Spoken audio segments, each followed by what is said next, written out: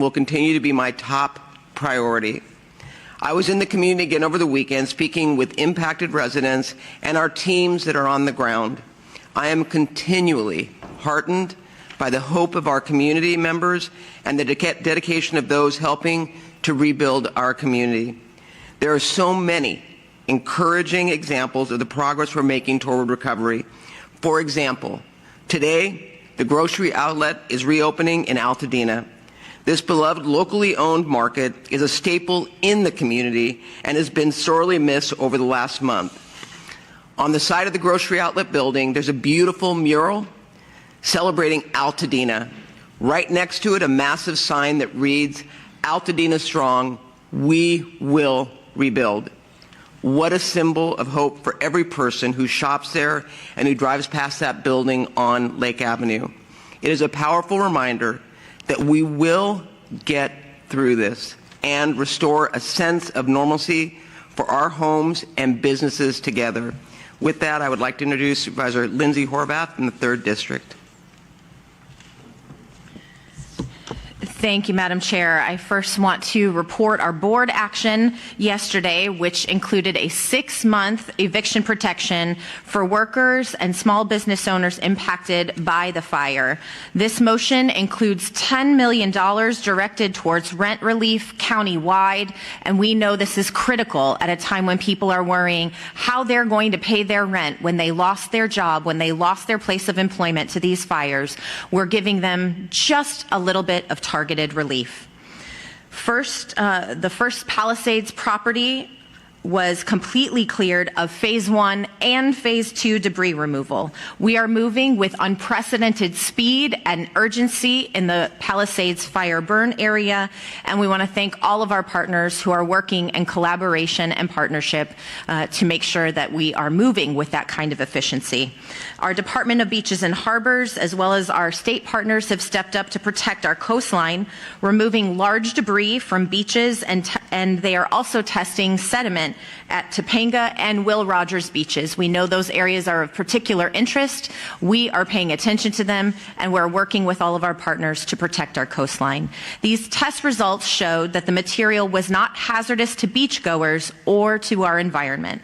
However, testing will continue, and if you do see fire debris on the beach, you can report it to a lifeguard, or you can call us at Los Angeles County 424-526-7777. The county has also established a resident relief fund, and the interest form is now available at recovery.lacounty.gov. Effective Monday, February 24th, the new DRC operating hours will be Monday through Saturday, 9 a.m. to 7 p.m., and our disaster recovery centers will now be closed on Sundays. You'll be able to get confirmation when you submit your right of entry form and when it's transmitted to our Army Corps, and I know our partners are here to talk about the progress that they've been making. I also want to address the landfill debris plan. As we know, there's been a lot of frustration in the community, and I think that's resulted from our inability to provide basic answers to residents' questions on what the plan details are. It is clear to us at Los Angeles County that our board does not ultimately decide where and how debris is disposed, and nor do we license landfills. That authority rests with the state to select, license, and ensure the safety of communities surrounding the landfills in partnership with our federal government. We requested our state partners to share their plans here today. And I am told that they were unavailable. We were hopeful they were able to join us, but obviously that is also disappointing because proactive communication and transparency are essential. My office hosted 2 town halls last week to engage the community in this conversation. As we know, getting clear answers to people's questions is really what helps to assure people that the plan that we have developed is well thought through and has their safety in mind. So I will continue to ask the questions that our community deserves the answers to, and until we have those answers, I will continue to ask the questions. I know that this matter is scheduled to be discussed at our board next Tuesday. We will continue discussing it with the community, and we know that they deserve answers in order to know that their communities will be safe. With that, I will turn it now to Bill Dunbar, Information Officer from U.S. EPA.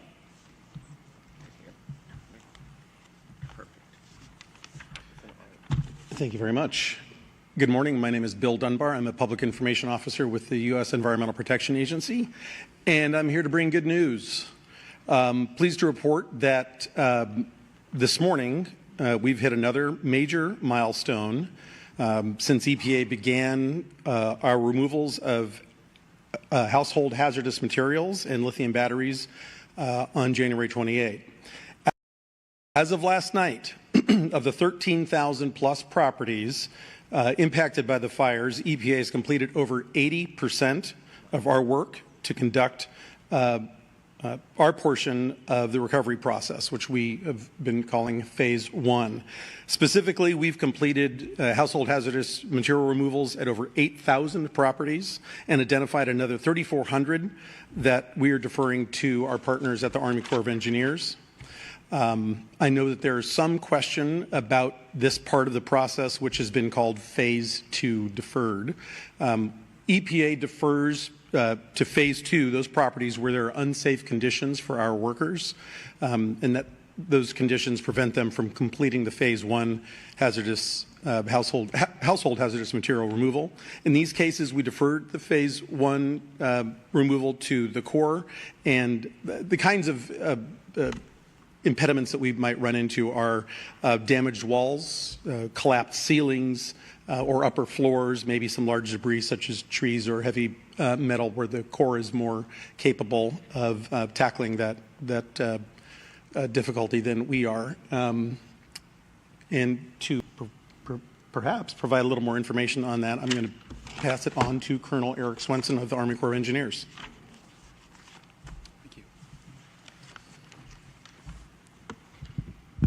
Good morning, LA County. My name is Colonel Eric Swenson. I'm the Army Corps of Engineers Recovery Field Office Commander for this operation. I just want to start by thanking the County Board of Supervisors for the opportunity to provide this update on Army Corps of Engineer progress in Phase 2 of debris removal. Our team remains committed to this mission, working diligently and safely to help families and communities take a big step forward in this recovery and rebuilding process. So in Phase 2, the removal of fire-related debris is well underway. Our teams are actively clearing properties as we speak, ensuring we do so safely, efficiently, and with environmental stewardship in mind.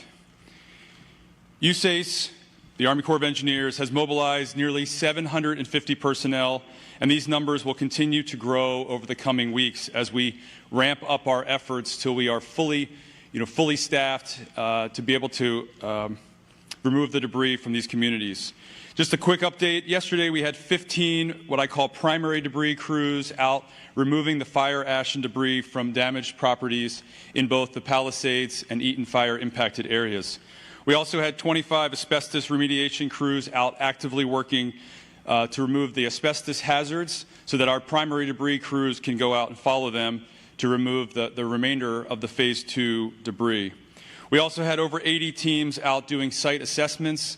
That's kind of our first step so we understand what the hazards are and what equipment we need to bring before those debris crews show up. We are working across both fire-impacted areas and making great progress. We also began debris removal on the Pacific Palisades Charter High School, Pali High.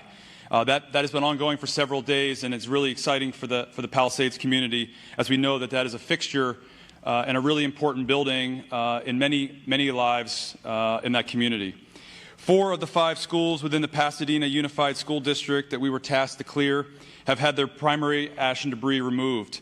We are working with the school district leaders, closing out those sites and finishing the paperwork so that we can complete those projects and return those to the school district to start their next phase of the rebuilding process, so we can get our kids, your kids, back in a proper school, back in your communities. I just want to hit a couple topics here. How we remove and haul debris. I know if you've heard me before, I talk about this as often as people will listen. Once a property is cleared for Phase 2, our crews carefully remove fire debris, including structural remains, ash, and any hazardous materials that we may find the majority of which are taken out by the EPA. Packaging the debris. The debris is all sorted on site. We use what we call the wet method, so we wet everything down to prevent any ash or dust from getting into the air. We also monitor all of our operations using air monitors, both individual, perimeter, and sensitive site monitors. That helps us adjust our techniques to ensure that we are preventing any dust from getting into the air.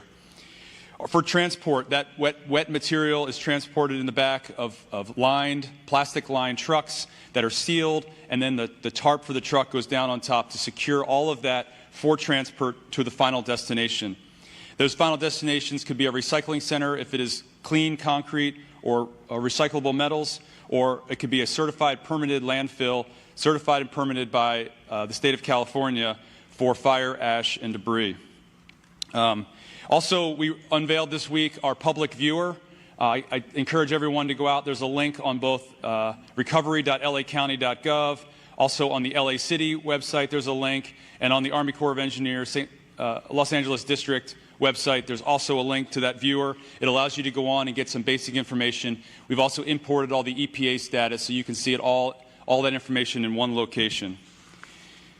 I think with that, I'll just close by thanking you, thanking the community for your continual support and patience as we move through this process.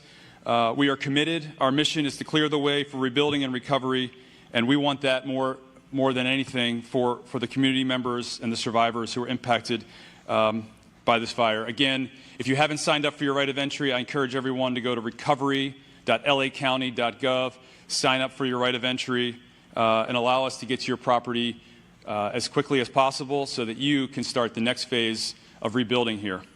Thank you. And I'll be followed by Dr. Fire.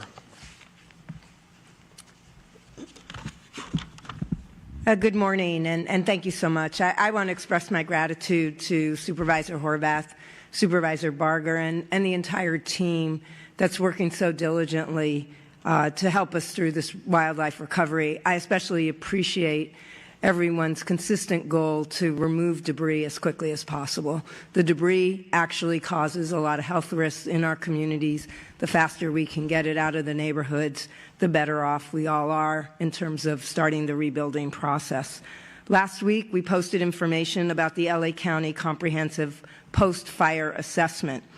The assessment plan is a coordinated effort involving multiple departments, agencies, and research institutions, leveraging expertise in environmental science, health, toxicology, and air quality to assess potential health risks and guide the recovery efforts.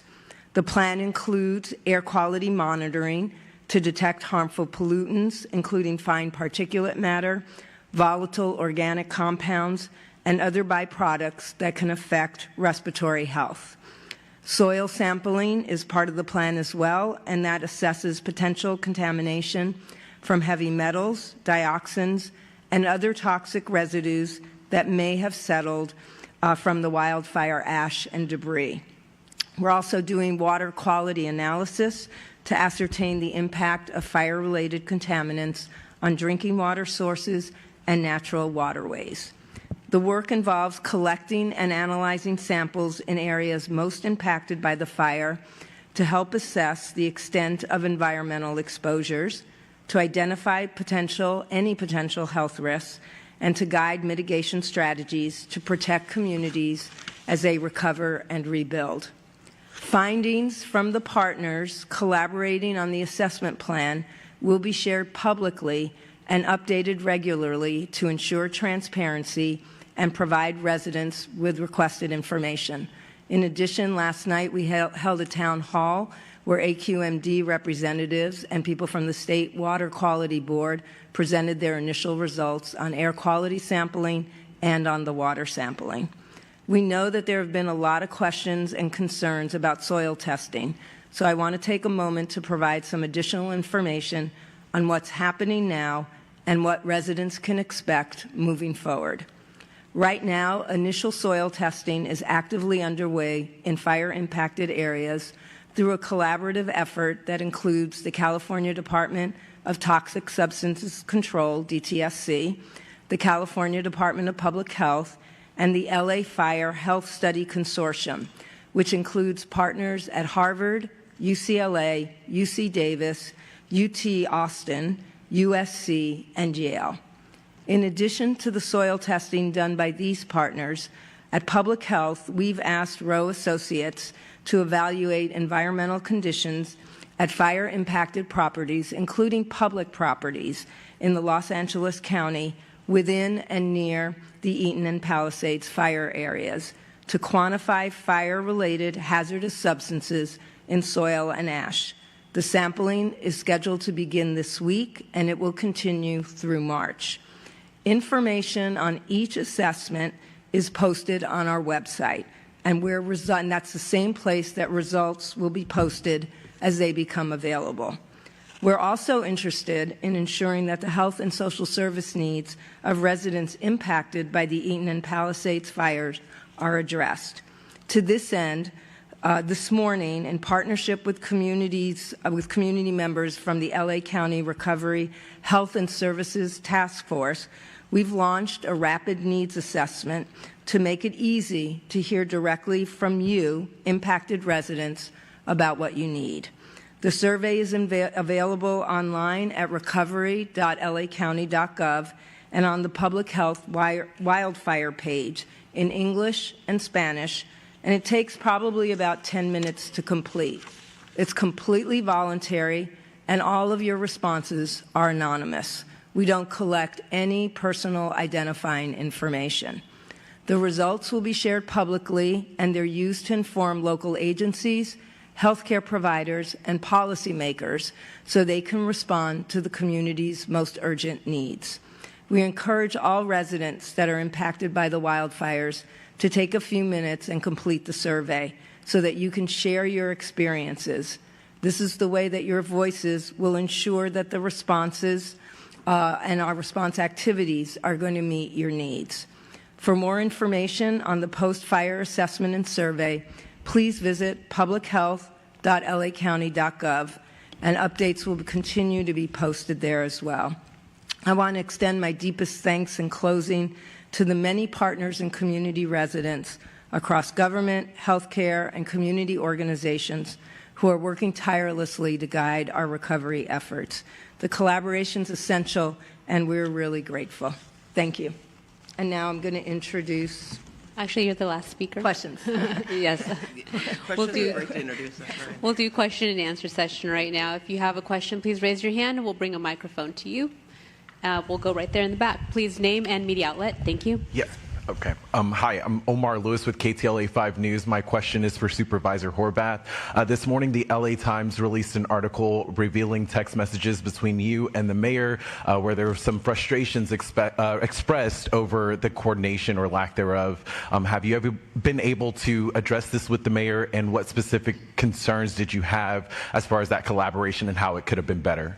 Yeah, we have since discussed the subject of the text messages, and it's clear that we agree that the situation could have been handled better, and it needs to be handled better going forward. People want clear communication, they want clear answers, and they want us to coordinate, work together, and make sure that we are prioritizing their needs. You can just say, people died, Beverly. Somebody died, Beverly.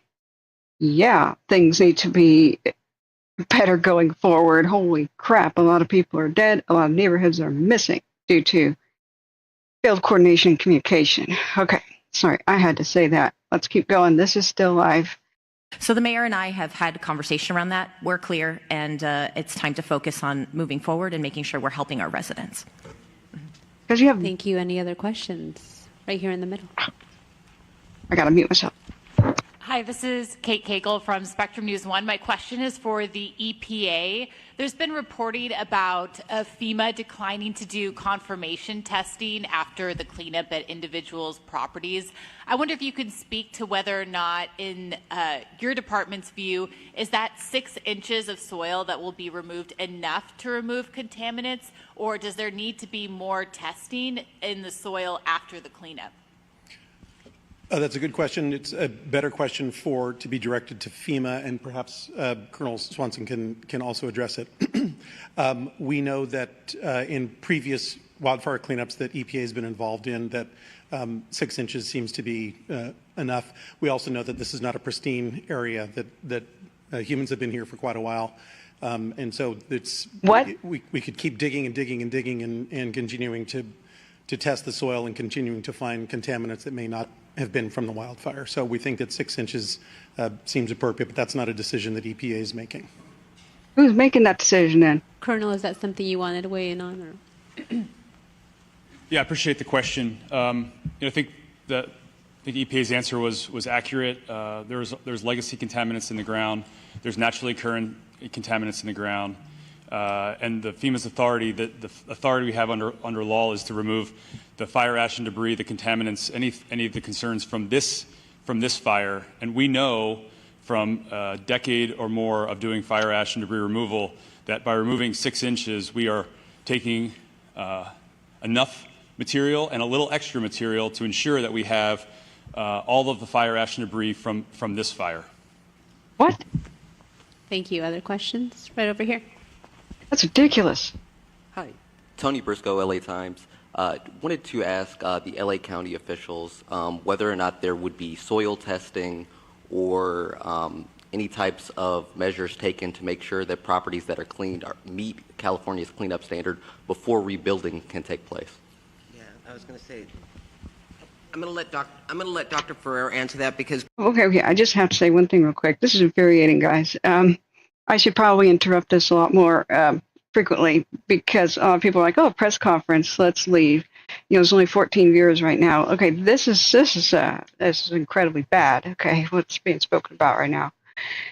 This is worse than I thought. They're saying, "Oh, there's legacy pollution in the soil." Probably. Well, okay, probably not in many of these places. Like Pacific Palisades was like a hilltop where cattle were grazed. It's not like it was an industrial center. Okay. It just went from like cattle pasture land to being built on in the 1920s. So what they're doing basically is, I'm not saying they're trying to deceive the public or something, but they're saying 6 inches of soil removal is going to be good enough to make people safe. They're not even using the word make people safe.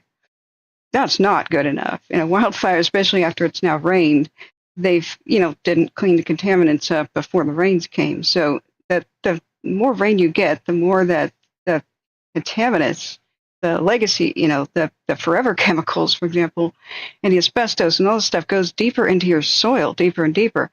So that means that if they only remove 6 inches, you can have a plumbing issue later in the future, and the plumber digs up your yard to replace a pipe, and if it goes below 6 inches, it could be hitting these crazy pollutants in your soil, which, once exposed, the dust will blow around in the wind and contaminate your yard. And this is love canal stuff. These are some of the worst chemical, cancer-causing stuff known to man. When plastic burns, when vehicles burn, when entire neighborhoods burn. This is not a joke. So you don't want to be living on top of an asbestos mine or a place where there's been a lot of a landfill that burned plastic, for example. That means that when you grow oranges in your yard, you can't eat them or you get cancer. Think about the roots of people's fruit trees and how deep it goes. Is every vegetable garden that you have from now on going to give you cancer? Are the birds going to die from eating grapes or something that you grow in your yard, or strawberries? 6 inches is not good enough. They took away usually 3 feet of soil during the campfire. Which happened over at Paradise. But this is alarming. And I think, just reading between the lines, the Army Corps of Engineers, I can't remember his name, I can't read his thing right now. I think if his body language, he would like to remove a lot more soil, but that's all FEMA's authorized to do. So I have to say right now, everybody, get your own soil tested. This, this is alarming. This is scary stuff, even though it looks like a boring press conference. This will have impacts down the line, very bad for people's health. Can you imagine that later you can't sell your property, after you rebuild because it's basically going to be labeled as a toxic waste dump? Can you imagine that? So, okay, well, it still goes. I'm going to unpause it right now. This is 6 inches is not good enough. Do not rebuild until more is taken away, or you have tested your own soil and proven it was safe. But at this moment, I'm calling for everybody. Pay for your own soil testing and then prove to the county you need to do more, because this is appalling. Clearly, this is on both Supervisor Horvath and my radar as it relates to the fact that FEMA is not going to test. And we have a lot of residents that are concerned. And that's why Dr. Furr can elaborate. That's why we're doing initial testing right now. And then we're going to figure out a path moving forward. But Dr. Furr, if you want to follow up on that. I thank you so much for the question. And I think Supervisor Barger actually gave the answer, which is that we know a lot of residents want that confirmatory soil testing. We're working with the state. And as I noted, I already posted a lot of other soil testing that's happening and will continue to happen to try to answer questions. Everybody who is doing rebuilding on their property wants to make sure that the conditions are optimal for that rebuild. But I think it's also correct to note that the soil may have been contaminated before. I mean, one good thing is the State Department, DTSC, has some soil sampling that they did before the fire, so we're going to be able to look at that. But we are working collaboratively with our state partners to figure out a way, and our academic partners, to try to get good information to people. Okay, lady, I hope that you become a crusader. I hope you champion the position of the people. Somebody has got to tell the government this is a bunch of crap. Somebody has to say, look, this is not good enough. It doesn't matter where the contaminants came from. It's our people safe. It doesn't matter if it's legacy or not. Don't rebuild on toxic waste contaminated soil. You can get soil from a variety of places where it's clean, fill dirt. This is extremely alarming. Somebody has to blow the whistle. I hope she does. Did you have a follow-up? Yeah, no, I just wanted to be clear. So without knowing whether the soil is contaminated or not, will rebuilding be allowed to move forward? Yes, I mean, rebuilding is absolutely allowed once the cleanup happens. There's no requirement around what the soil samples need to be at. I mean, this is really an issue around safety after the rebuild, and people wanting to know that the area that they live in isn't really causing any exposures to dangerous contaminants that will continue to affect their health. So that's a reasonable question for people to ask after a fire of this magnitude, and we're going to do our best to get answers to that through a sampling strategy that's happening across multiple partners. But that is different than what has happened in previous fires and where people have had that confirmatory soil testing. Yeah, read between the lines. We're doing what's prescribed here is minimal testing, and in prior fires there's been more extensive testing. So what are they trying to hide here? Right now it seems like, just my impression of this is that as long as they can blame legacy, this or that, we only have to do the bare minimum.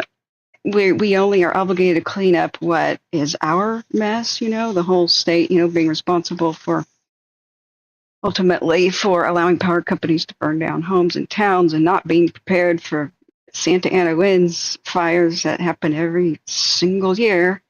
Has been happening. The first documentation was in the 1500s by the Spanish. This is absolutely incredible. It's not. She's trying to say it's about safety here. Yeah, it is. So please champion the people, lady. You know what's going on here.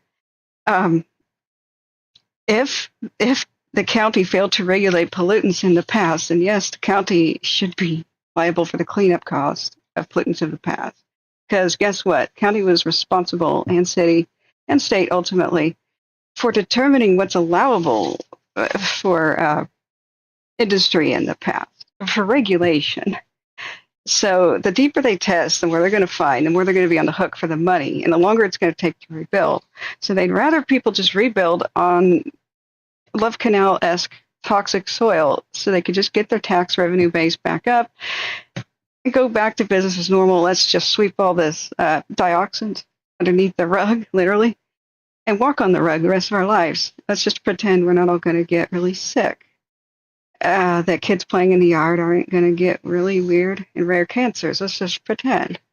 Dioxins are the same class as Agent Orange. They're as worse as they get. They do not leave the soil. It does not get better over time. They're going to wash away ultimately into the ocean, and it's going to start killing the ecosystem of the ocean. This is really bad. It's like, why are there no more abalone over here? Weird how they used to be around. Thank you. Right here in the middle. We're talking Good morning. DDT. Craig Figner with KNX News. I think for Supervisor Horvath. The question, I have two questions. The property that's been first to be cleared in the Palisades, was that an opt-in? Yes.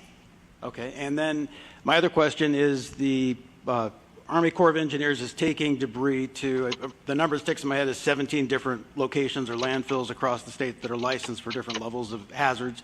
Do you not have that list of 17 locations?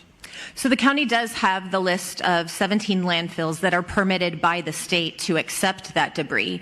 And so the way the process has worked, the county is leading the coordination on the ground here in Los Angeles County. The Army Corps asked the county which landfills were permitted to accept that debris, and that is how they got the list of 17 landfills that exist. They're permitted by the state, and the concerns that we then heard from the community were, how can you guarantee that that the debris that goes there is not hazardous to our health or toxic, I think was the word that they used, and who is enforcing that? These are state licenses, which is why we want our state partners to be able to speak to the process that they go through to provide that license and the enforcement mechanism to ensure people's safety. I think people deserve those answers, and we're going to work to get them for them. Please.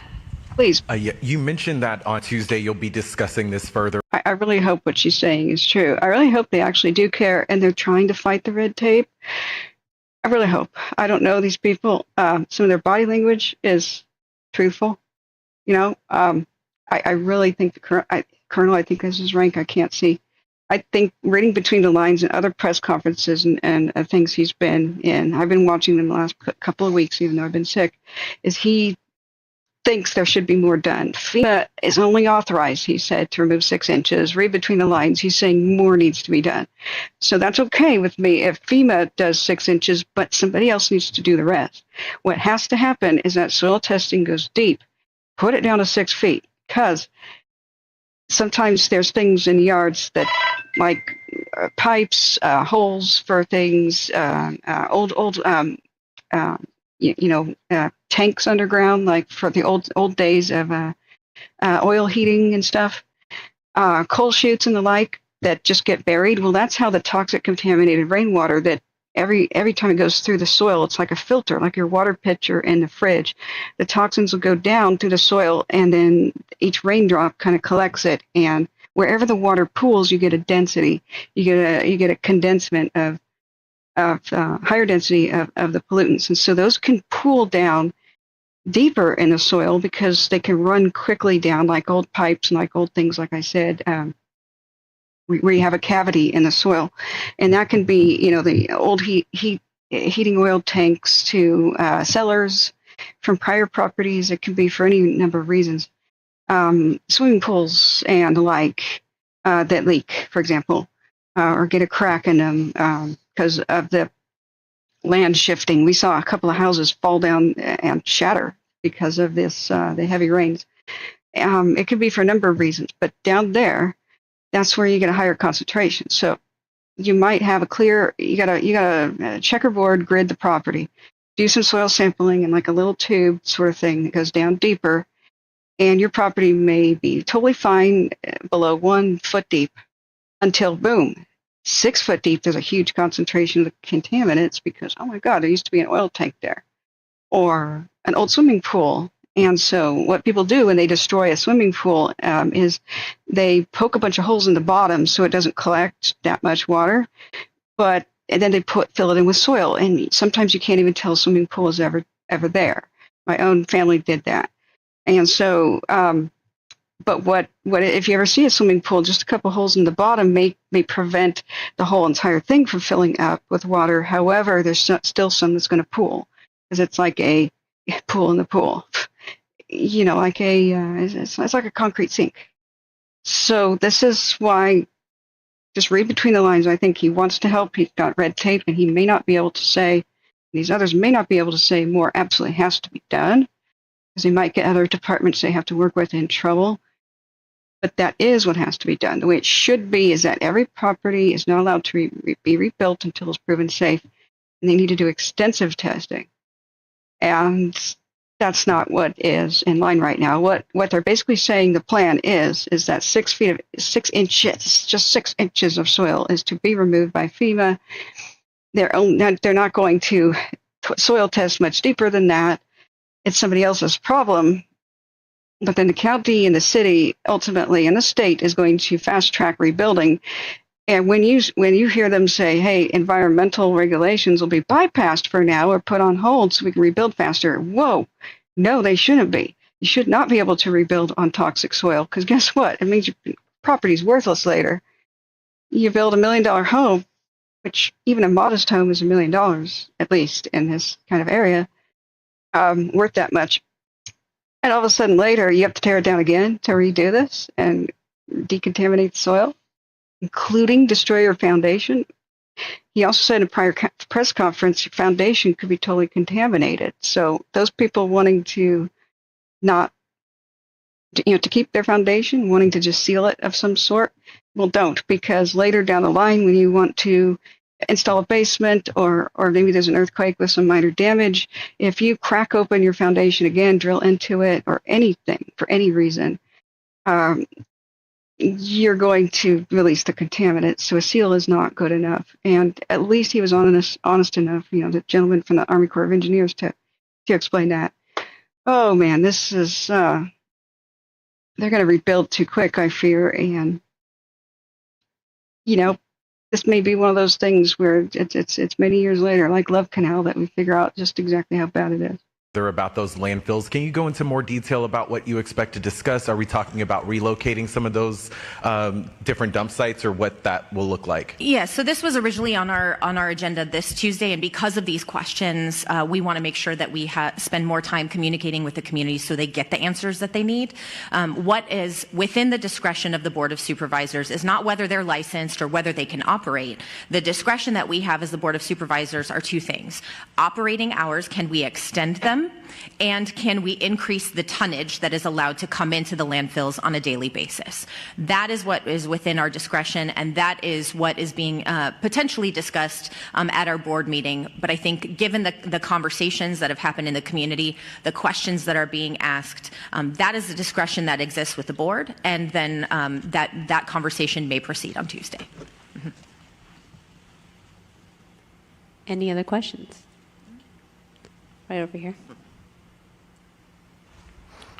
I'm late. I apologize if this has already been asked, but I have a branding question.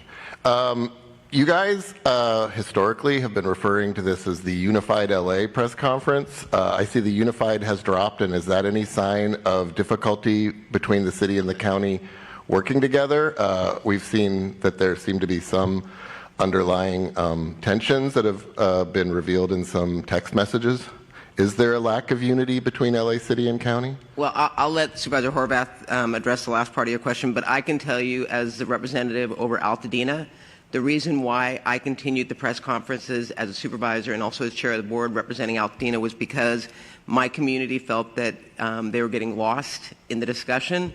And so if you will note, every answer I give is specific to the Eaton Fire, because that's the area that I represent, and Supervisor Horvath does the same for the area that she represents, and then I'll let her address the second part of your question. But for me, it's always been about having one voice for my community, but make no mistake, I am in contact with Mayor Bass as it relates to issues surrounding the money coming in and how it's going to be spent in both fires and other various issues, even on the one-stop centers that we have, in terms of coordination to make sure that we are, in fact, aligning in a way that is responsive to the constituents, whether they're LA City or LA County.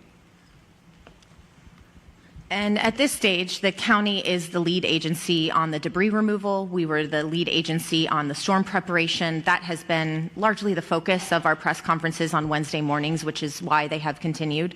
The city's invited to participate, but we really are the lead agency bringing everyone together. So we're doing this work not only for the unincorporated areas, but all of the incorporated cities too. So Wow. What an amazing question, and what two amazing answers. Wow. I know the Malibu mayor isn't here. I know the mayor of Pasadena isn't here, but we're doing this work for everybody. And so that's why the county is continuing to lead these press conferences on Wednesday to mark our progress. Oh, wow. Okay. So in the chat, in the comments, there's a comment that says, FYI, let's see, where did it go? It was a reminder. It says, who said that? That Altadena has nothing to do with LA City because they're unincorporated LA County. So there does seem to be a lot of tension between LA City and LA County, and the people in chat are generally saying, like Arbayek, whoever, or Balk, excuse me, says, agree, West Altadena has been severely let down. So I've been watching the different town hall meetings for Altadena, and they have just focused on the Eaton Fire. So this is very, very interesting, that question. It's also very depressing that everybody who are officials should be working together are divided.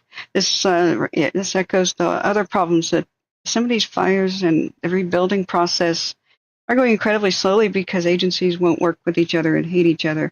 We look at Trump versus Newsom during the campfire, where they were just duking it out like a dogfight on TV, and both threatening to withhold aid to the victims if the other person didn't do what they wanted, and which is thankfully not happening, at least in the public sphere this time. They actually patted each other on the back, which means hell froze over.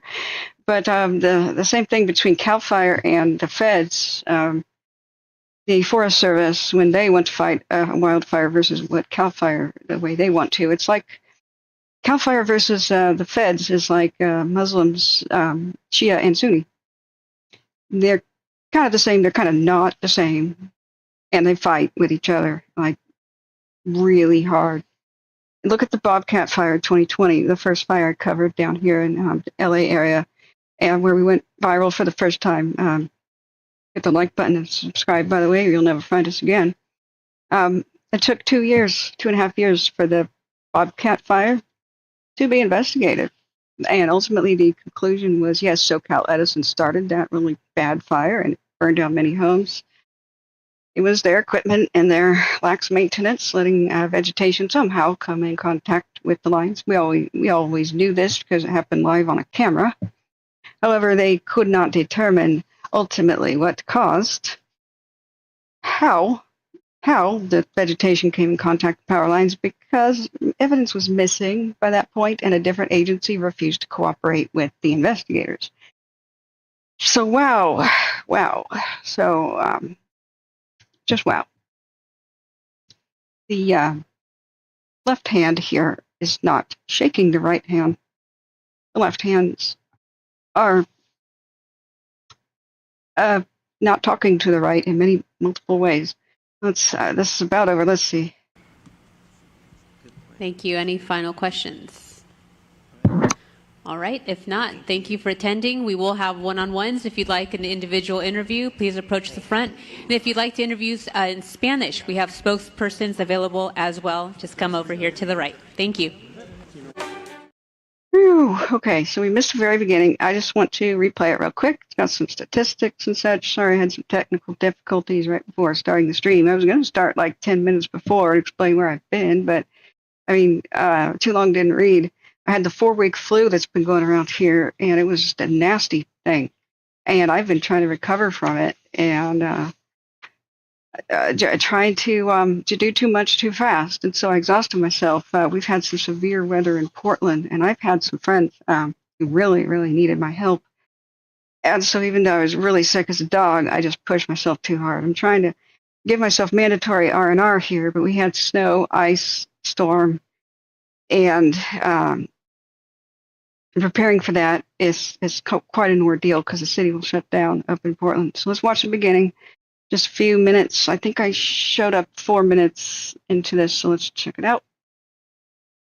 Let's see. Here we go. Hazardous debris removal and should be finished very soon. They're estimating. And yes, it just randomly started kind of suddenly. Usually there's like a 5-minute wait time. But whoever was supposed to press the button to live stream was apparently not doing that for the first couple of minutes, and it just begins abruptly in the middle of her sentence. So that's not me, that's LA County. Let's see here. Hazardous debris removal and should be finished very soon. They're estimating they've completed about 75% of Eaton up in the Pasadena area. The EPA has surveyed more than 6,500 properties and will continue to do this until it's completed. 4,330 have been cleared and 1,735 have been deferred to Phase 2. There are roughly 467 properties remaining.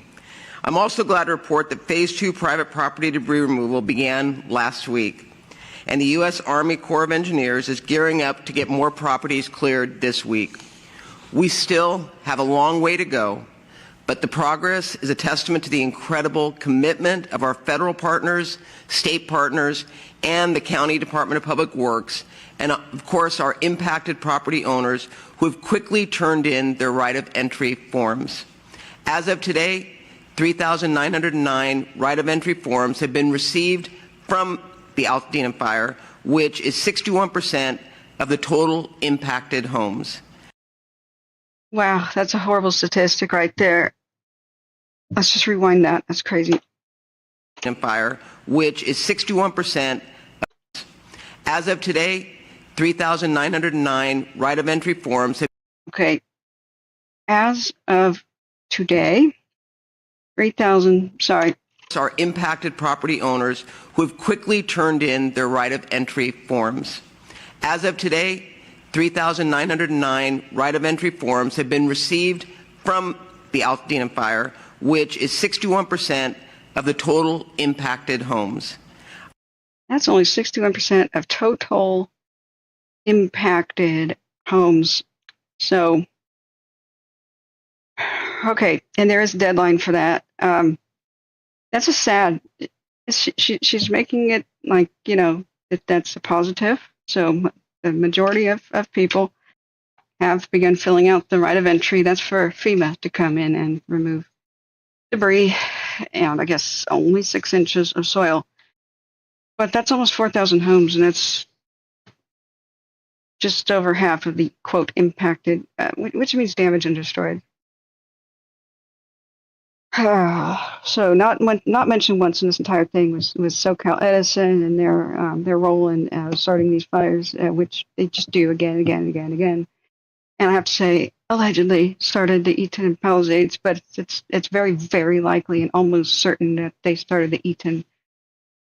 The Palisades is a little bit more of a question mark, but there were power lines up there.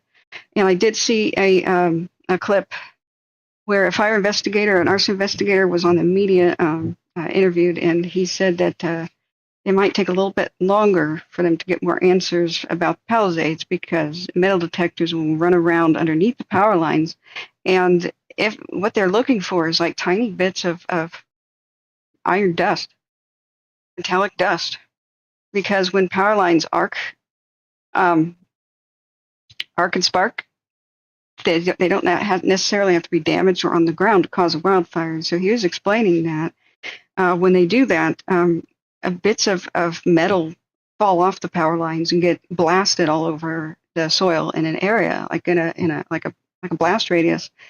And you can't really see that. The metal detectors and soil sampling goes out there to see if that happened, and then they're going to actually take samples of the power line, whatever's metallic on the power line, and try to match the metal together and see if they match. And that will take much longer to figure out than Eaton, which is video of pretty much fires starting under the power lines and some obvious damage to the power lines from the wind.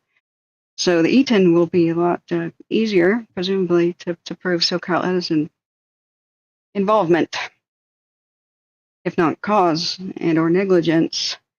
I would love to hear district attorneys talking, but they're not here in these press conferences. These are about rebuilding, but where are the press conferences about prosecution and holding those who likely started these fires accountable? With both fires, we had record-breaking winds, but not atypical Santa Ana winds. These happen every year from October through January, but these were stronger than normal. And so there's no excuse to not have been prepared for them, and there's no excuse for SoCal Edison to have kept the power on when the winds were strong enough to damage radio towers and almost rip roofs off of like rickety buildings. I mean, it was up on those hills. The wind speeds were higher, much higher, and up to 100 miles an hour. You just don't do that because that's caused so many of the deadly wildfires in the last several years. It's just ridiculous. So no power safety shutoffs were really in effect down here when these fires started, and if they're the ones responsible, they're the ones who should be paying. They should be paying for the soil sampling down to a much deeper level so that people are safe to rebuild. But how long is this going to drag out for? No. Let's keep listening to these statistics that they rattle off right before I went live. Fire, which is 61% of the total impacted homes. I want to remind all residents to check the maps. Oh, she spells her name like me. I just realized that. Hey, so she's Catherine Barger. Write her name down. LA County Board of Supervisors Chair. It's a somewhat unusual spelling. LA County Board of Supervisors Chair. I'd like to know more about her. Okay. It's available online that track. Oh, Toka Charlie, hey, welcome, and good seeing you, Jan and T-Dust and everybody. I know I should have explained that we were going to go live today, but it's actually spur of the moment. I thought, you know what, I'm going to watch this. Why don't I go live watching it with you guys? And people who want to know what's really going on with these press conferences and read between the lines can watch us a bit later. Toka Charlie says, good to see you back on. So you're not feeling 100%. This whole situation is so devastating. Yeah, hearts.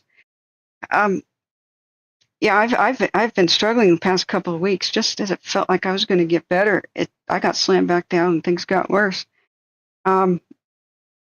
I am going to get a total health workup. I just wrote it off to stress and stomach ulcers, but I really don't think that that's the whole picture here. But I'd be lying if I wasn't just emotionally and physically exhausted after this. I've basically been live, except for when I was recovering from surgery in November, since June, on an almost daily basis. This has been one of the longest extended fire season things ever, just like the year before. And the year before nearly killed me.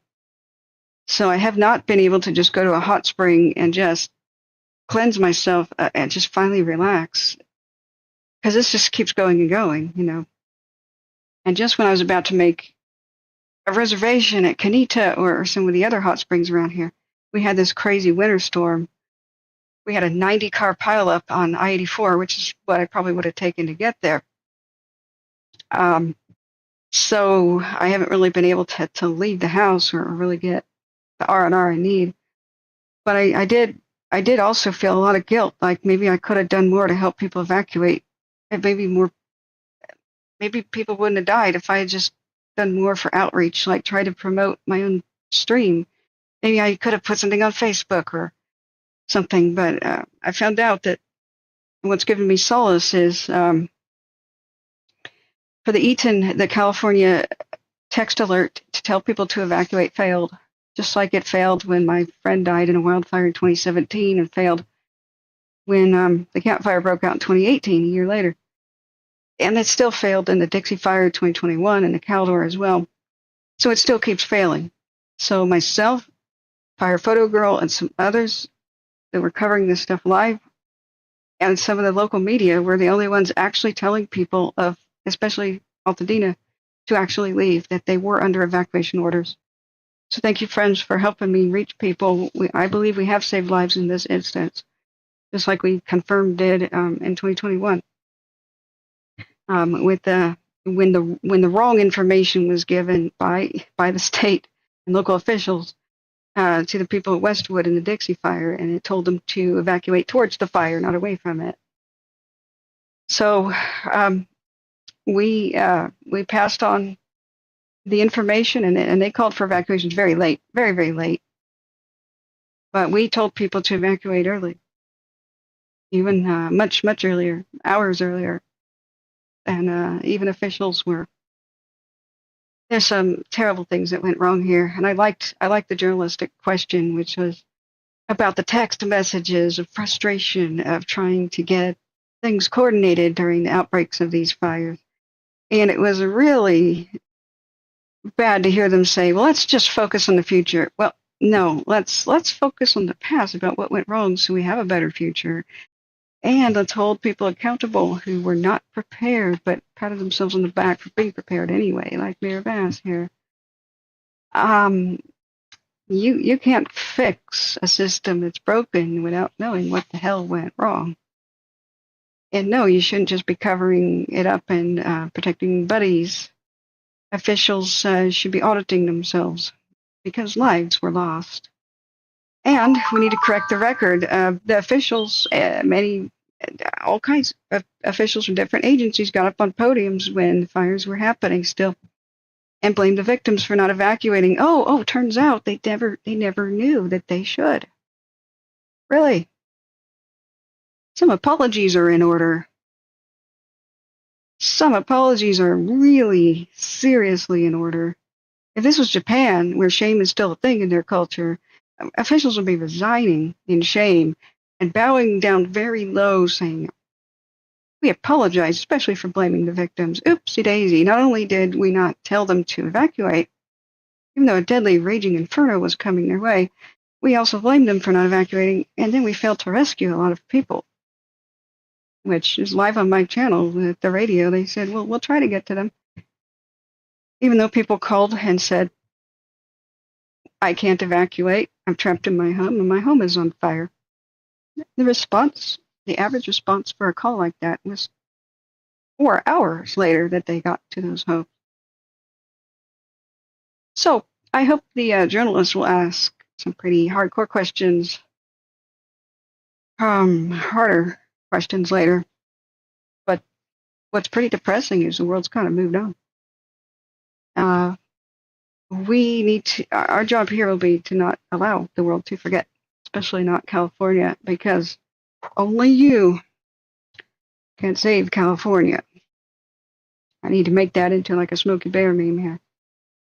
So I need to go and get my breakfast in order. Let's keep watching. There's just a couple more things before I went live. It's just their statistics. I want to remind all residents to check the maps available online that track the status of Phase 1 and Phase 2 debris removal and the right of entry form submissions. Please continue to encourage friends and neighbors to submit their right of entry forms as quickly as possible. Debris removal is a crucial step toward our rebuilding. The county stands ready to support our residents to rebuild their home as quickly as possible. Additionally, the county's one-stop shop in Pasadena is up and running, and this is a comprehensive permitting center which will be in the community until Pasadena is rebuilt. Our residents will have access. Wait, what maps? What maps of debris removal? I'll have to go find those. So she's encouraging residents to do that. And also I encourage the lady with the white hair, I can't remember what her name was. She says go to publichealth.lacounty.gov and take the survey. It's anonymous. They want to know how safe people feel, etc. So that's a big one right there. Go to publichealth.lacounty.gov. Oh, and Tommy Temper, welcome, says, GTSY, I'm a re-streamer. Welcome, and you're totally encouraged to do that. Thank you for letting me know about that. Been following you for a while. Well, cool. Much love back. And what can we do here, right? Glad to see more people that are others who are so concerned about this stuff too. This continues to be very dismaying. The people in Northern California have known about all these problems for a long time. It's nothing new to us. And while the Bobcat didn't kill anybody that I know of, that was kind of a taster that, things can happen down here. I mean, the people of Santa Barbara County and others will be like, hey, remember the Thomas fire and the Thomas, excuse me. So it's not like it's unheard of in this region at all, but it's just that people had expected that these lessons were already learned from the 2000s fires, the ones of like 2007 and such. No, they weren't. A decade later, the North Bay fires of 2017, the one where my friend died, death toll higher than, 25? Still a broken system where people don't get alerted in time, don't evacuate in time, don't even know the fire is coming, and there's not enough preparation done. And the power companies leave the power on and start the fires in extremely high winds. Still happens. So thank you, Tommy Temper. Should I go to your channel and promote you? I mean, there's only 14 viewers right now because I think people are mostly at work during these. And I didn't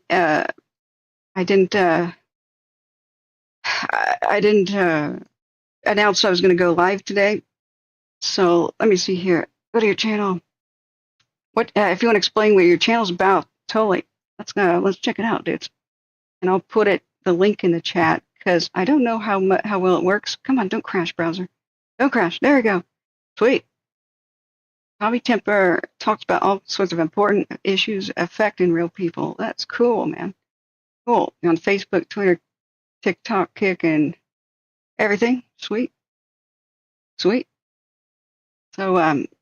yeah, I'd love to have a conversation with you later. Are you based out of the area down in Southern California? We put a link. Go check out Tommy Temper, friends. And of course, restreaming is always allowed as long as it's not to trash talk me, other people, or like with some sort of evil intent. As long as it's helped public, please, by all means. Oh, are you about as dismayed as I am about these events? Then. Okay, so I think this is about when I tuned in, so people can just rewind the stream. It is overdue for me to actually take care of myself and have a breakfast. And people keep telling me, don't forget to eat, Catherine, and that's very important. So I continue to recover. I had the weird 4-week flu that went around that was just crazy. It's not the cough one. I've had friends and relatives come down with the cough one, and I'm very worried about them. Some of them were hospitalized briefly. So I've been really concerned with helping my family and doing what I can for them. I isolated myself January. I didn't really go outside January except once to like one restaurant, which was kind of empty because I didn't want to get too sick to stream, but I somehow got sick anyway. It may have just been from food delivery, I'm not really sure. Hey, Marcina Ryan, welcome. How are you? I'm doing better, but it weakened me pretty bad. So I don't get respiratory things in general, but there is something called the 4-week cough that's going on. It was first identified in Las Vegas. At least it kind of hit X, Twitter. Nurses in Las Vegas saying their emergency rooms are full, but then my family that lives around Sacramento had contacted me and said that they had trouble breathing and had to go to the emergency room as well. They're doing much better on antibiotics. And so now in Oregon, my mom's come down with this respiratory illness. And I am so torn about going to help her. like maybe just dropping off groceries so I don't get exposed. So I'm really torn about that. But it's a pneumonia, and even the Pope has a pneumonia right now, and he's in a hospital, like the Pope in Rome. So it could be an international thing. It may be a brand new, undiscovered kind of virus. They're focusing on it being bacterial. Well, guess what? Most pneumonia is bacterial, but only because you got a respiratory virus, such as the flu, which allows for bacteria to proliferate in your lungs because your immune system is busy with the virus. And unfortunately, whenever you have a respiratory virus, your immune system delivers white blood cells and stuff to go fight it in fluid droplets. So the more it fights your virus, the more fluid builds up in your lungs, which is what pneumonia is. It's a symptom, not an illness. But there's certain bacteria that love extra fluid in your lungs. Bacteria need fluid. That's why salting meat, for example, preserves meat and drying it out, because bacteria need fluid. And so salt removes fluid, and also so is meat drying, and that's what jerky is about, like beef jerky. So the more your lungs are wetter, the more the bacteria can go to work. So the number one cause of death for the elderly for a long time has been the flu, with complications of pneumonia and a secondary predatory, taking advantage of the situation. God, what's that called? Opportunistic, secondary opportunistic bacterial infection. So, yikes. So we also had some winter storms. As soon as I was getting a little bit better, for me, it was like a 4-week stomach flu. I just got weaker and weaker and weaker because I couldn't hold stuff down. Then we had severe weather where we were going to get an ice storm and snow. And so you could be trapped in your house and not able to walk around and move like last winter. So I had to collect enough groceries for up to a week and a half of being trapped inside. Because, last winter it was so severe, it woke me up to the fact that, whoa, you better have a lot of toilet paper before that occurs. You really should. So I got to apologize for not being a little bit more communicative, but I've been out of it. And I don't like just going onto the internet and saying, hey, here's the health status of my family. It's a bit weird, right? But now that I know that they're doing better, I can just say, like in the past, this was their status. So I will check in with my mom today and see if she's doing better. I've told her, get some antibiotics, go to the doctor. Don't wait till it gets bad. And we'll see if she followed through. So, and if not, I'm going to go drag her there. I will drive her to the doctor. She's reasonable. She's not one of those refusers, But just like me, I'd rather not go to the urgent care and get exposed to something worse than what I came in for. But that's, hey, that's the way it is, right?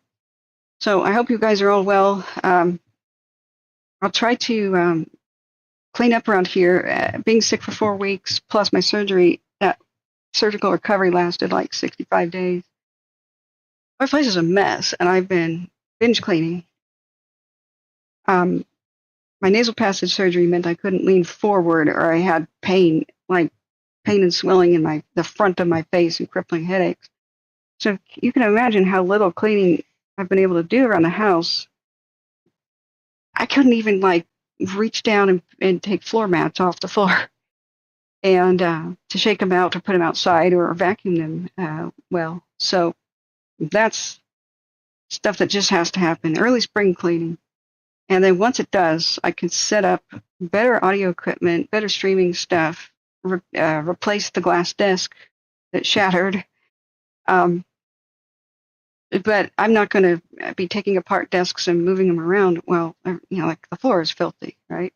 I'll have to also take my computer apart and totally clean it. That's just something that has to happen once a year.